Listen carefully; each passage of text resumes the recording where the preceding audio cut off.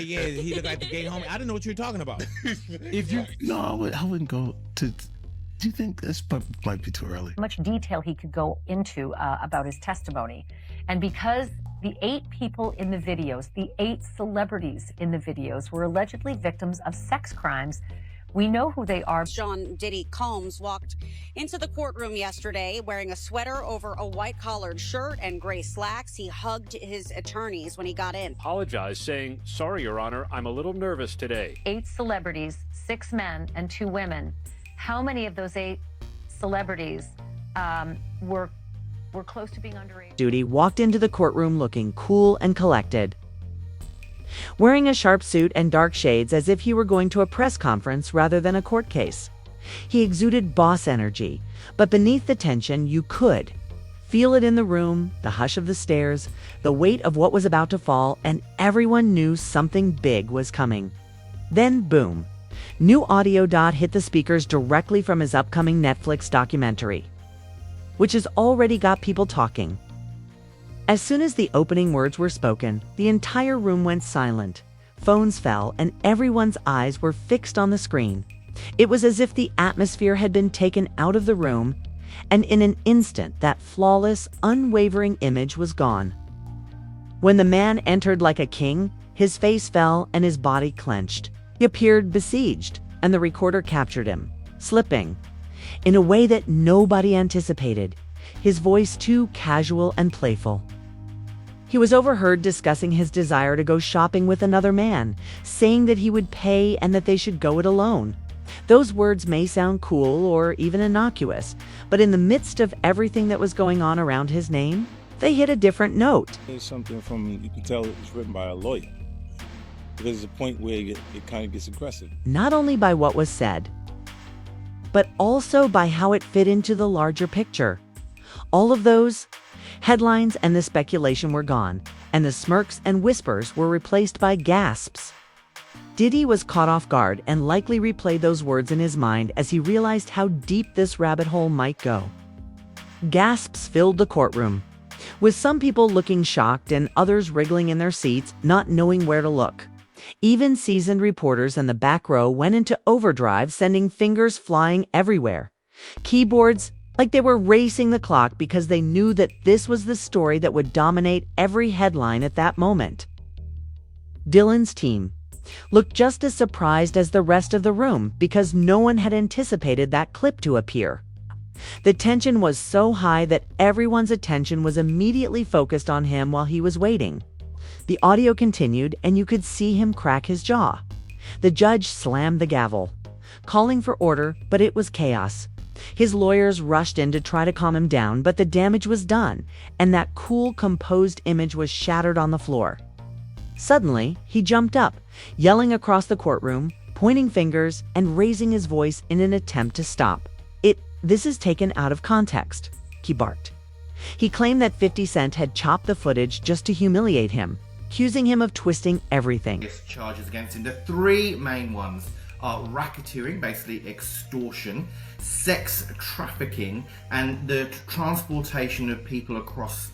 The crazy part is that this wasn't just any Netflix documentary. It was a setup from the beginning. 50 Cent made sure the documentary wasn't about legacy or praise, but rather a public takedown disguised as entertainment. It wasn't just for show, was meant to cut deep, peeling back layers that had been hidden for years and dragging out stories. He knew exactly what he was doing and dropped the series at the exact moment that Diddy was facing legal action. People only dared to whisper behind closed doors.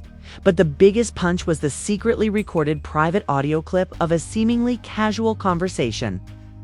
When they came out, the words of Diddy didn't just sound strange. They made the entire room sit up. The tension skyrocketed, and guess what? That's what 50 Cent planned, okay? Now, people can say whatever they want about 50, calling him a marketing genius, a master troll, and even ruthless because he is. But this time, the back and forth between him and Dylan has been going on for a long time. Remarks and interviews when the legal drama surrounding Diddy blew up. 50 didn't just laugh and post memes. Instead, he saw his opportunity and pounced. Instead of posting shady tweets, he assembled a whole Netflix doc with receipts, Okay, ensuring that the world heard a version of Dottie that most people were unaware existed. This kind of material is typically kept hidden in industry secrets and exclusive circles, but 50 pulled the curtain all the way back. And will you visit him just for funsies? I don't know. Look, because you think that right now he can feel like I'm his enemy. Right now, what? Yeah, why would you feel that way?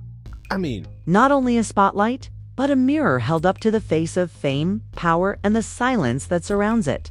And it's working, loud and clear. The fact that the judge even permitted that audio in court shows how explosive and wild it really is. That one clip turned everything upside down. It wasn't just evidence. It was a full-on bomb that left jaws on the floor. It wasn't just some lighthearted back and forth. It was raw, unfiltered, and directly revealed the kind of things people have been whispering about for years. Wasn't just awkward, but potentially incriminating. One of the most outrageous moments occurred when he casually said, "Yo, why don't we go shopping? I'll pay for it." He said it as if it were just another friendly offer. But the tone and vibe were completely off, with no hesitation, no filter, and no sense of boundaries. It felt more like a move than a joke, as if he was attempting something that went too far. The worst part was that he seemed indifferent as the courtroom fell into complete silence. You could see people trying to understand what they had just heard, trying to make sense of something that sounded so out of pocket. And that wasn't even the whole thing. There were several comments that combined to create a picture that no one could ignore. He mentioned kicking it, and then he said something strange about playing with your booty in my... That thing where we didn't have no thing. I wasn't sending nothing at him, big. If it was on the street side like that, we would be actively. That part that made everyone wonder if that every single eyebrow in the room was raised was part of a larger pattern that people had been teasing for years. Whether he meant the remarks as jokes or not, it was a huge mistake, especially now that he had serious accusations already circling his name. This type of content only serves to fuel the fire, and by the end of it, the courtroom wasn't just buzzing. It was people weren't just doubting his decisions.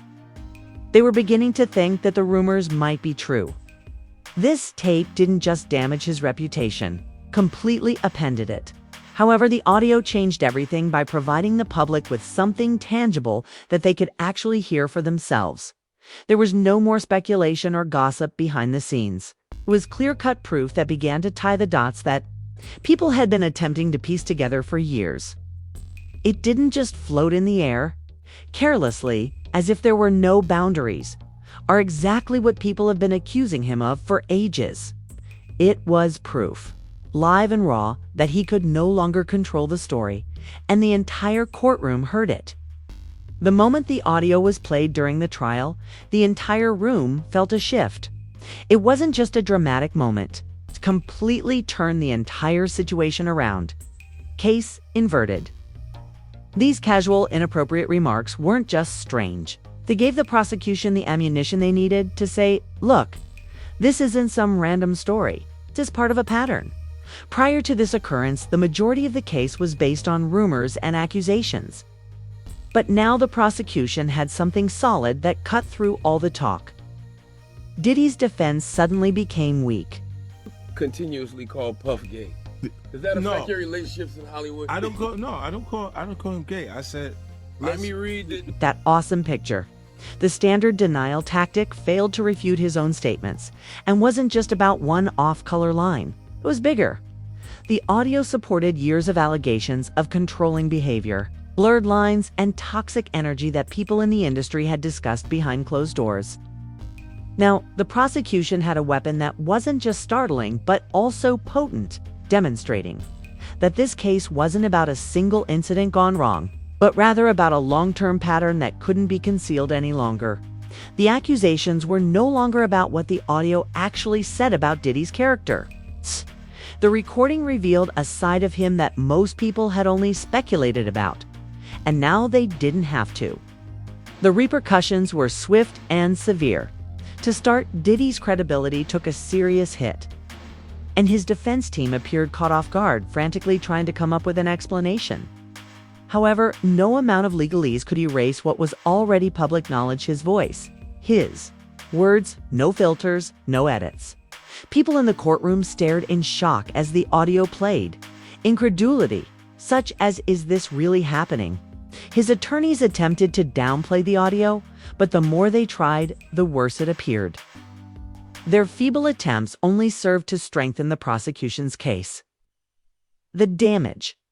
Control quickly followed, with a public statement from Dylan's team claiming the audio was taken out of context and didn't reflect his true intentions. However, that explanation fell flat, and anyone watching the trial could see the damage was completed previously.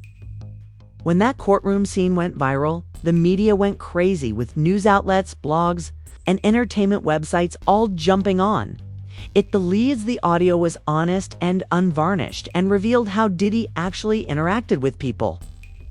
Leaked audio became the focal point of every headline as the story went viral, with experts and talking heads analyzing every word. A life sentence. The sex trafficking is 15 years minimum, and the transportation for prostitution purposes is 10 years minimum. So it was more than just a legal bombshell. It was a full-fledged media circus.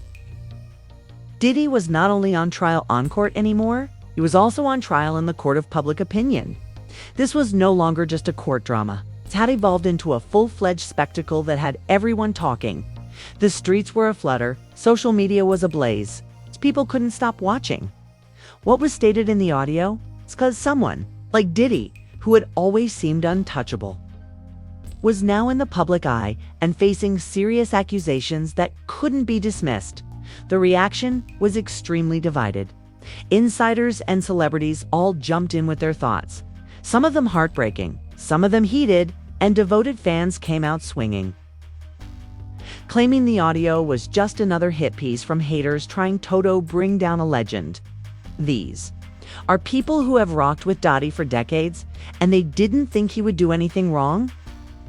They were holding fast to the belief that this was just opposition noise, but some fans felt totally taken aback by the audio. It was like watching your hero lose favor. For them, this wasn't just a legal case. It was a matter of personal years.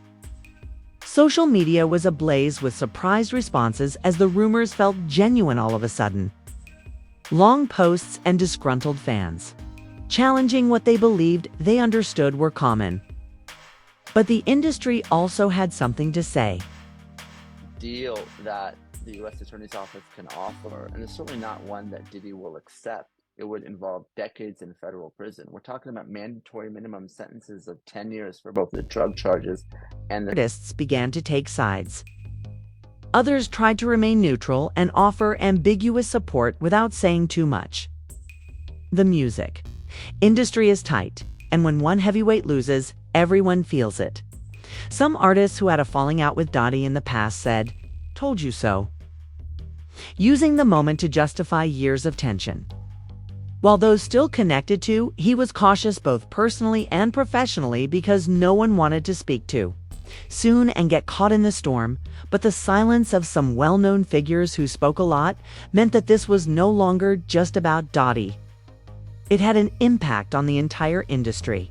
Social media went crazy as soon as the courtroom chaos occurred, with videos, hot takes, conspiracy threads, and memes popping up on platforms like Twitter, Instagram, and TikTok. Everyone's feeds were overflowing. People were either decoding the audio word for word or making jokes that quickly went viral because they had something to say. And every post further added fuel to the fire. This is how things work in the internet age: one tape, one outburst, and then it's all over. Stories on Instagram, TikTok captures real-time responses. Diddy's courtroom outburst became a full-fledged cultural phenomenon, and with social media leading the charge, the traditional media was powerless to stop the drama from spreading like wildfire. This was not just a legal story. It was the latest chapter in one of the longest-running feuds in hip-hop, Diddy versus 50 Cent. This beef isn't new. It dates back almost 2 decades. all began in the mid-2000s when 50 Cent was at the top of his game, dropping chart-topping albums and calling out anyone who crossed his radar. Follow headlines, commentary shows, and the case remained front and center in public conversation. Right for him internal. Speaking on? I mean, at the crib. Because in the state. And he was already a significant force in the music industry, which made him the ideal target. From there, their rivalry developed into one of the most talked about feuds in the industry, thanks to 50's direct verbal attacks that showed he had no respect for the mogul. Diss tracks flew, interviews turned messy, and social media became their personal battlefield as fans took sides and artists formed alliances. Every few years, the beef would resurface, keeping their names together in the headlines. The first significant spark occurred in 2006 when 50 Cent dropped a diss track directed directly at Diddy. It was a public takedown that quickly made headlines and started years of back-and-forth scheming. Since then, 50's has continued to accuse Diddy of being fake, making fun of his deals, and clowning him whenever he had the chance. But for years, he played it cool, calm, and slick as if nothing had affected him. Until now, however, things have gone differently. The courtroom chaos was sparked by 50 Cent's Netflix documentary. And that wild audio evidence just added a whole new layer to already existing tensions among hip-hop's most intense rivalries. It was simply the next move in a lengthy game of chess. The documentary wasn't just for viewers, it was surgical. 50 knew what he was doing. He dug deep, pulled out the messy stuff, and exposed parts of Diddy's past that had been kept under wraps for too long, from shady business dealings to awkward conversations captured on tape. The moment that audio hit, when the world was watching and listening, the courtroom speaker's polished image took a serious hit. This wasn't just another online prank or diss track. It was a public spectacle that put him in the hottest seat he's been in years. For someone who's used to brushing off critics and playing it cool, this one was different. He couldn't just laugh it off or spin it with a statement. Meanwhile, 50 had strategically timed the documentary release to coincide with the legal issues that didn't happen by accident. It was a calculated move to shake the game. Whether you believe that the 50s are out for justice or are merely taking shots, he isn't going to stop anytime soon, that much is certain, but we'd want to know what you think about the whole thing. Do you believe that Diddy's public image will improve, or will it continue to deteriorate? Post your opinions in the comments section, click the like button, hit the subscribe button. And remember to share this with someone who might use some tea. I'll see you at the next one. This drama is not at all